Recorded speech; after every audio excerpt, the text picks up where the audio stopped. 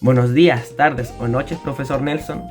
Hoy mi grupo y yo le presentaremos sobre Don Andrés Bello, donde veremos su vida completa hasta su fallecimiento, mencionando sus obras más importantes para luego ir detalladamente a sus obras literarias más importantes y sus obras filosóficas, para luego pasar a su labor jurídico y su filosofía. Para último, mencionar el legado que tuvo Andrés Bello y su importancia en América Latina y Chile para cerrar con la conclusión. Ahora empezaré mencionando a los integrantes que forman este grupo.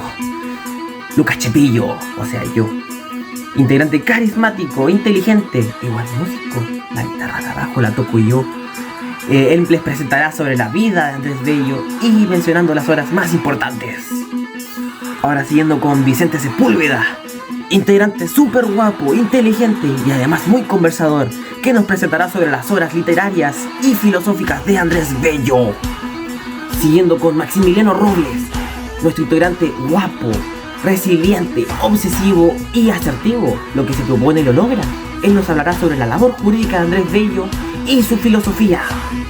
Y por último, pero no menos importante, Benjamín Ríos, nuestro integrante más basado, más culto y un poquito nervioso, nos hablará sobre el legado de Andrés Bello y su importancia en América Latina y Chile, terminando con la conclusión. Vida de Andrés Bello. Un escritor, jurista, poeta, pedagogo, político, diplomático y humanista. Intelectual que dejó un gran aporte a la educación y la cultura. Don Andrés Bello. Fue bautizado como Andrés de Jesús, María y José Bello López. Nacido en Caracas el 29 de noviembre de 1781. Sus padres, Bartolomé Bello, un abogado de la audiencia en la ciudad, y su madre, Ana Antonia López. Fue un niño tranquilo, que le gustaba la lectura, y poco a poco se fue cultivando por amor a las letras. Bello tuvo una extensa educación, donde aprendió inglés, francés y latín.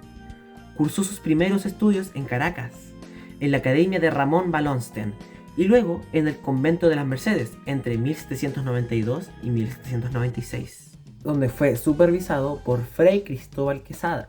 En 1796 ingresó a la clase avanzada de latín en el Seminario de Santa Rosa, donde adquirió dominio del idioma antiguo bajo la tutela del latinista José Antonio Montenegro. Al año siguiente se integró a la Real y Pontificia Universidad de Caracas, donde estudió filosofía y obtuvo el grado de bachillerato en artes el 14 de junio de 1800, donde se graduó a los 19 años. A la par de sus estudios superiores, fue profesor de literatura y geografía de Simón Bolívar, el futuro libertador, que tenía 2 años menos que su profesor. Y por su participación en los sucesos del 19 de abril de 1810, que fue la independencia, la lucha por su independencia, fue designado oficial primero de la Secretaría de Relaciones Exteriores. En junio de 1810 viaja junto a Simón Bolívar a Londres, Inglaterra, con el fin de conseguir apoyo británico a la causa independiente. La misión se transformó en un rotundo fracaso, ya que tras 5 reuniones con el canciller británico, no lograron conseguir el apoyo de los ingleses. Tras ello, el grupo se separó. Simón Bolívar retornó a Venezuela para apoyar en la guerra de la independencia, mientras que Andrés Bello optó por quedarse en Inglaterra. Se instaló en la casa de Francisco Miranda y luego, tras la reconquista española en 1812, se quedó sin sueldo y sin posibilidad de retorno. En 1814 se casa con la inglesa Mary Ann, con quien tuvo 3 hijos, Carlos, Francisco y Juan Pablo Antonio.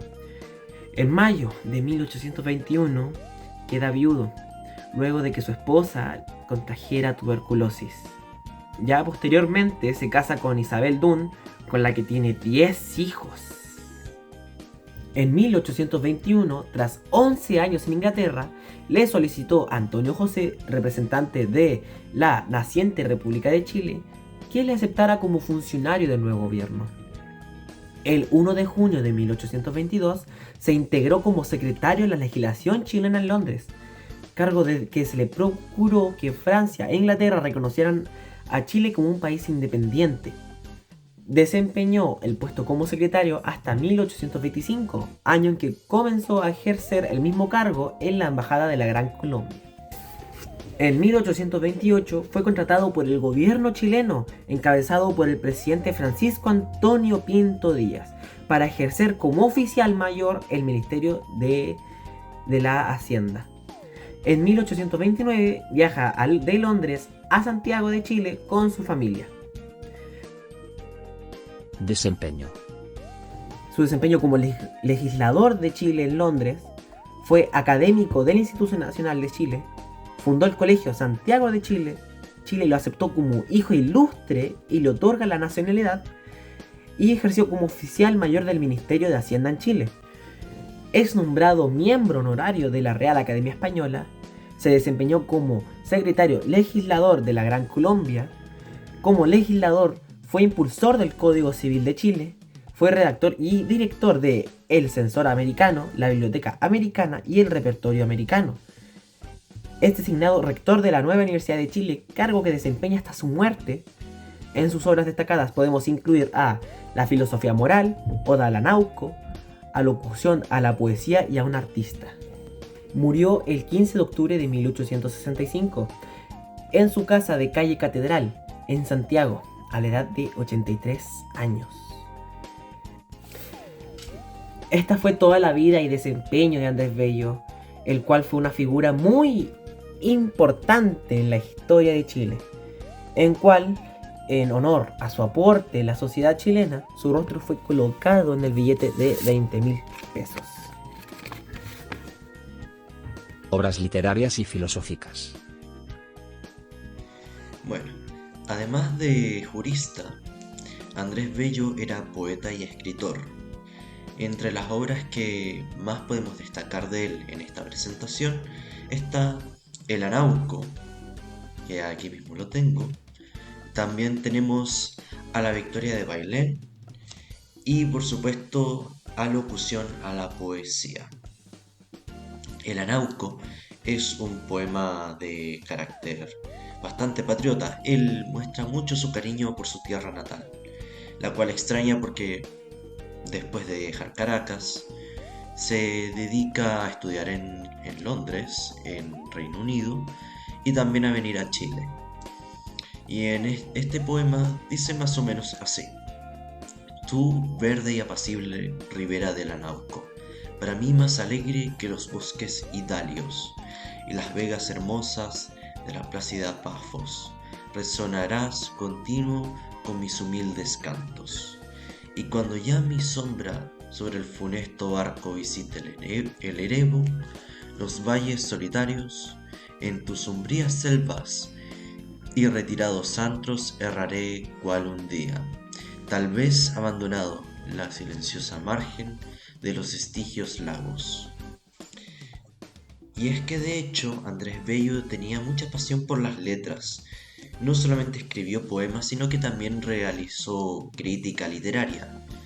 Podemos seguir analizando sus poemas que nos presenta.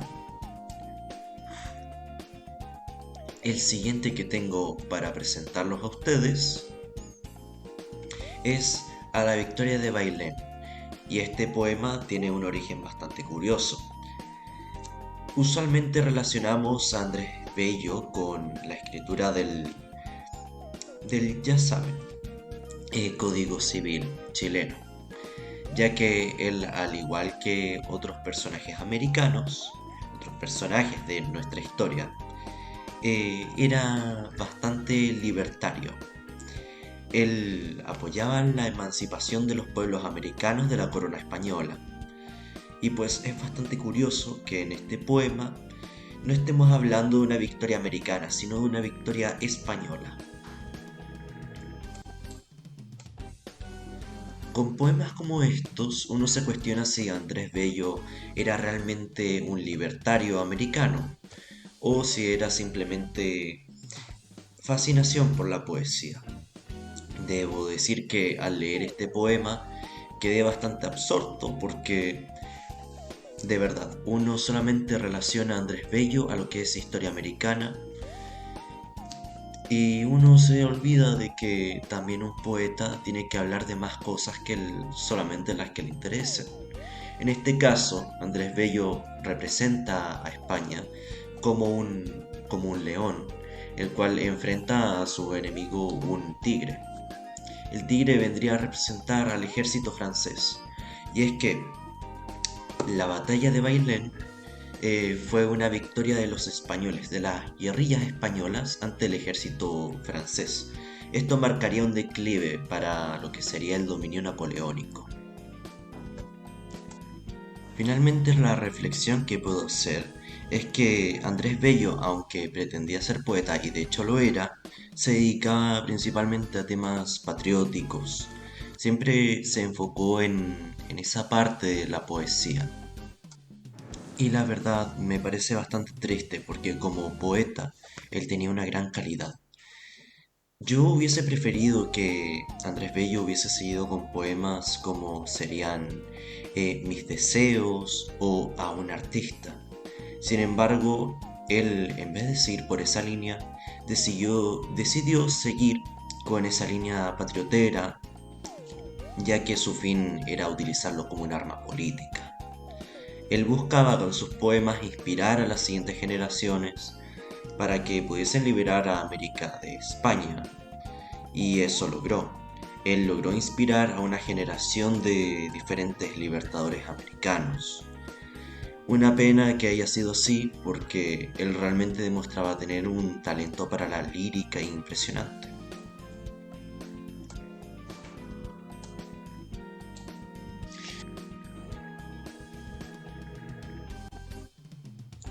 Realmente me parece una lástima que Andrés Bello haya desperdiciado su talento de esa manera, aunque si lo pensamos también fue un mal menor. De hecho, es alocución a la poesía la que demuestra esa visión de Andrés Bello de utilizar el arte como un arma política, ya que aquí él, a pesar de su muy buena lírica, habla del pueblo americano en su unidad, como un pannacionalismo, y también aprovecha de atacar a la identidad europea, a la cual cataloga de muy refinada comparada a la americana. Él, de hecho, a través de este poema promueve ideas emancipadoras y también busca diferenciar lo que sería la poesía americana de la poesía europea. Es más, a este género lírico se le llama histórico-visionaria. Hay que mencionar que parte importante de la filosofía de Andrés Bello también se relaciona con el ciudadano. Sabemos que él es jurista, así que este tema no le sería algo ajeno. Él sí o sí va a querer hablar del ciudadano ideal. De hecho, Andrés Bello se decantaría por una filosofía moral, en la cual destaca relaciones entre voluntad y razón. La razón debe regir, pero no de manera absoluta. Entonces, Andrés Bello apuesta por una armonía entre la moral, la religión y el derecho. Para Bello, entonces, la sociedad republicana debe inculcar en el ciudadano el conocimiento y respeto de los principios morales, de las leyes y los mandatos de la religión. De hecho, Bello no hace ninguna distinción entre moral y religión. Hay que mencionar otro detalle, y es que Andrés Bello jamás escribió un tratado de ética y moral tal cual. De hecho, la información que yo les puedo dar se extrae precisamente de sus apuntes. Y bueno, sus apuntes los tomó cuando estaba en clases con Mr. Geoffroy. Así que no es raro que Mr. Geoffroy y Bello coincidan en que hay que estudiar los principios morales desde un punto de vista histórico-analítico.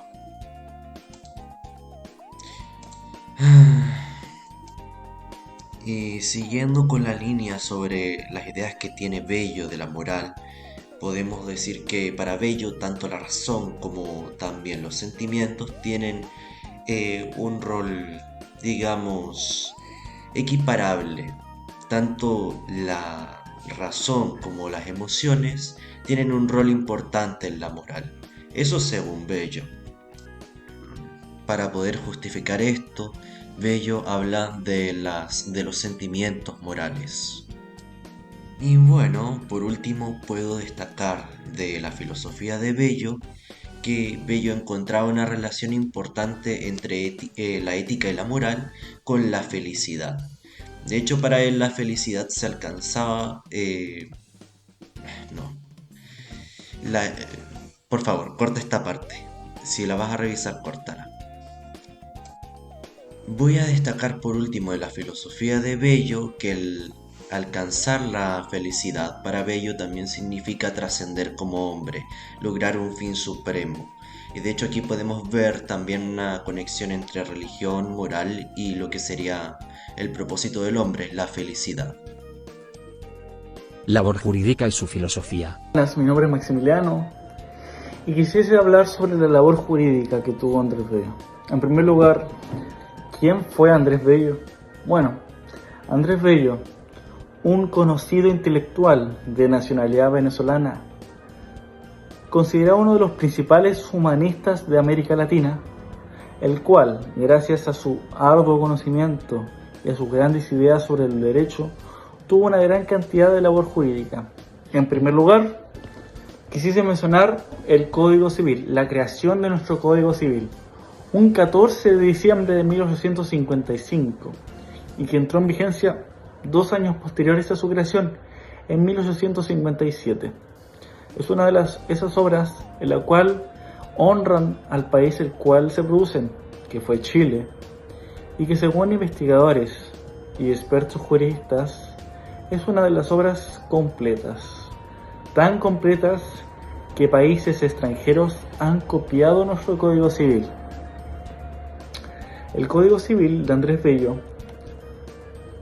tomó las bases del Código de Napoleón, se influyó del Código de Napoleón y toca temas interesantes que se ven actualmente hoy en día, como lo pueden ser herencia, familia, contratos, obligaciones, propiedad y principalmente la responsabilidad civil.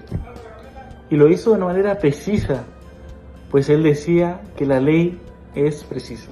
En segundo lugar, quisiese enfocarme en 2 textos muy importantes de los muchos que él hizo. En primer lugar tenemos Principio de Derecho Internacional. El Principio de Derecho Internacional puso en práctica su conocimiento sobre derecho internacional público. Aún no viendo la ausencia de tratados internacionales, lo que hace don Andrés es que recoge un número importante de costumbre internacional, aunque de una manera muy concreta, proponiendo soluciones de base jurídica, pero no solo en Inglaterra, sino que también acá en Chile. Este texto no solo se conoce en su tiempo, sino que es uno de los textos centrales del derecho internacional. En el otro libro, el cual es Instituciones del Derecho Romano, Instituciones y Principios del Derecho Romano, Andrés ya era un experto del derecho romano, pero él sentía la necesidad de formar un texto capaz de dar material a sus alumnos y a los profesores, en la forma en la cual se estudia el derecho.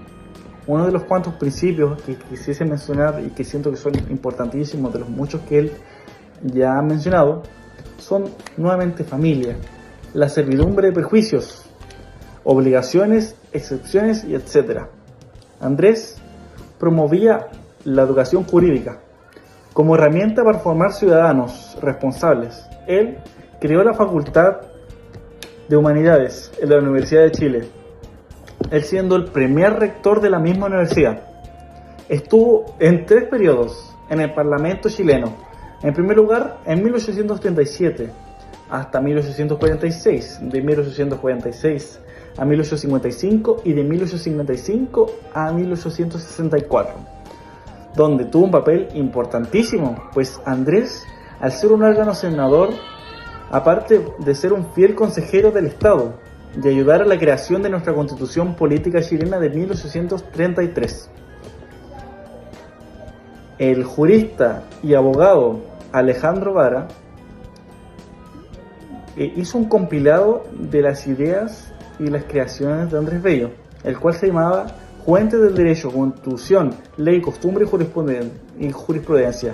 Constituía de 50 escritos, con un cuadro comparativo y 2 facímiles de manuscritos, todos referidos a las fuentes del derecho. Este libro está prescrito por un pensamiento crítico, como el que tenía don Andrés. Este texto empezaba con una nota introductoria sobre el contenido y el objetivo de este compilado, sirviendo como legado y memoria de un gran jurista que estuvo en nuestro país. Doctrina de la claridad en el pensamiento ilustrado por don Andrés Bello. Esta doctrina adquiere en él un especial significado. Tiene su origen en la teoría de la intuición evidente de Descartes, otro filósofo muy conocido de esa época, que es sometida al debate por el empirismo inglés, especialmente por la filosofía escocesa, en la cual se inspira Bello en sus obras. El tema de la intuición está vinculado a la doctrina del conocimiento, como una de las formas de adquirir el conocimiento, la evidencia que corresponde a un estado de conciencia en que se tiene algo por cierta manera indubitable, que resiste el poder de la duda. Está vinculado en la época moderna, o la teoría de la verdad. Descartes fue quien puso énfasis en esta forma de establecer la verdad. Esta doctrina la va a recoger el pensamiento ilustrado de los siglos XVIII y XIX, y va a pasar a ser una característica general de las doctrinas de los diferentes autores que estudiaban los temas del conocimiento y las ciencias. La búsqueda de la servidumbre se constituye así en la meta principal de los ensayos teóricos de esos autores, en todos la forma de empirismo, que recorre desde lo escéptico, Hume, pasando por la escuela escocesa, hasta llegar al utilitarismo de Bentham y John Stuart Mill. Se advierte la preocupación de la certeza. Esto es tener algo por cierta manera indubitable, pero la servidumbre es gradual. Lo que quiere decir es que hay formas de servidumbre que admite cuestionamiento y hay otras que resisten y se mantienen firmes. Este modelo dual de 1002 de Fernando Quintana fue planteado por Platón, otro de los filósofos más importantes de la época, en la célebre Alegoría de la Caverna, de su diálogo de República.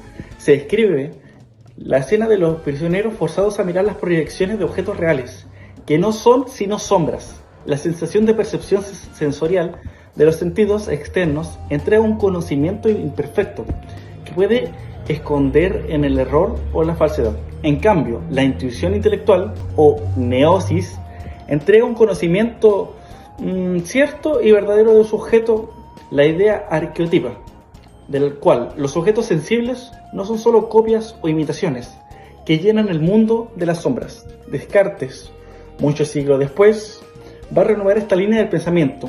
Para él, los sentidos externos constituyen un testimonio fluctuantes de los objetos exteriores, nunca preciso y definitivo, a diferencia de la intuición intelectual que reviste caracteres de infatible respecto del sujeto inteligible. Pues esto es una parte del libro, pero en resumen, el autor expone y sintetiza el pensamiento de Bello respecto a lo que se conoce como doctrina de la claridad, la cual está vinculada en el pensamiento moderno a la teoría de la verdad. Para ello se sirve, entre otros, en la filosofía de Descartes, en el empirismo inglés, del cual Andrés Bello recibió fuertes influjos. Su legado y conclusión final. Buenos días, tardes o noches. Mi nombre es Benjamín Ríos y le vengo a presentar la conclusión y el legado de Andrés Bello en América Latina y Chile, obviamente. Bueno, en primer lugar, su contribución a la lengua y la cultura es incuestionable. Andrés Bello redactó la gramática de la lengua castellana destinada al uso de los americanos. Publicada en 1847, esta obra fue revolucionaria porque fue por primera vez se pensó el español desde América para América. Bello defendía que los países hispanoamericanos tenían derecho de hablar y escribir con propiedad sin depender de normas impuestas desde España. En otros campos como la educación, promovió la formación de ciudadanos ilustrados, con pensamiento crítico, y creyó firmemente en la educación como la base del progreso. A lo largo de su vida, luchó por instituciones que formaban las nuevas generaciones en libertad y ciencia y humanismo. Para mí lo más importante es mencionar su papel en el derecho y las instituciones republicanas. Bello ayudó a construir sistemas jurídicos basados en la igualdad ante la ley, la soberanía de los pueblos e independencia real más allá de lo político y la cultura intelectual. Algunos de estos ejemplos sería en Ecuador en el 1861, que adoptó una versión casi idéntica al Código Civil, pero con algunos cambios.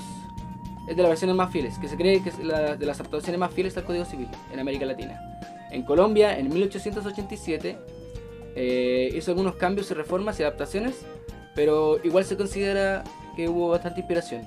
Y por último, o como último ejemplo que tengo, sería el de Venezuela en 1862, que adoptó inicialmente el Código Civil, pero luego promulgó uno nuevo en 1873.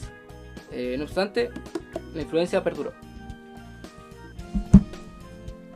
Y para continuar en Chile, su obra más emblemática, obviamente el Código Civil, que fue publicado en 1855 y no solo modernizó la ley chilena, sino que también dio inspiración a todo lo que dije antes, a todos los códigos civiles de otros países. Además de eso, fundó la Universidad de Chile en 1843, institución que dirigió hasta su muerte. Allí impulsó una educación pública, científica y laica, abierta a todos los ciudadanos. Su visión educativa era formar no solo profesionales, sino también ciudadanos responsables y críticos. Y en lo cultural y político, ayudó a consolidar el pensamiento republicano chileno. Defendió la libertad de expresión y el respeto por la ley, el desarrollo de una identidad latinoamericana sólida. Y dejando la conclusión de todo lo que dijeron mis compañeros, se podría decir que Andrés Bello fue un verdadero constructor de naciones. O sea, lo que hizo él no tiene palabras. Con sus leyes, la educación, su lengua y sobre todo sus ideas, hizo que América Latina tuviera un pensamiento no solo políticamente, sino también cultural y mentalmente. Fue un puente entre el pasado colonial y un futuro republicano. Su legado perdura en los sistemas jurídicos, en las universidades, en la manera en que usamos y valoramos el idioma español y sobre todo en la idea de que el conocimiento y la educación son las bases de la libertad. Muchas gracias por su atención, profesor. Muchas gracias.